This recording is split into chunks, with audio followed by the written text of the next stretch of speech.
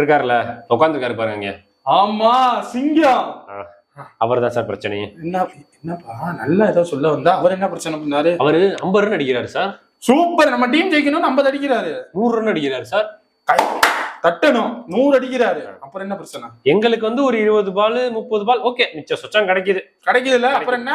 அவர் கூட நான் ஸ்ட்ரைக்ல நின்றேன்னு வச்சுக்காங்களேன், சரி ஓட விட்டு சாவடிக்கிறாரு சார். என்ன சார் இப்படி வருத்தப்படுறீங்க? பாவமா இருக்குப்பா. சரி அடுத்து வேற. நீங்க என்ன இவ்வளவு வருத்தப்படுறீங்க? நானும் ஒரு பேட்ஸ்மேன் தானே, அவர் கூட நான் ஸ்ட்ரைக்கர்லாம் விளையாண்டா வந்தானே. So sorry sir. சரி விடுப்பா.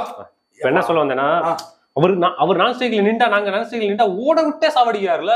ஏப்பா அவர் ஸ்ட்ரைக்ல இருந்து பால கிளியர் பண்றாருல, அப்புறம் என்ன சந்தோஷப்படுவோம்?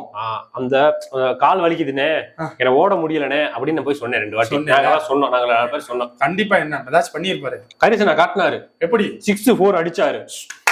நம்ம டீமுக்கு போதும்டா. எங்களுக்கு குழுன்னு இருந்துச்சு. அப்புறம் என்ன?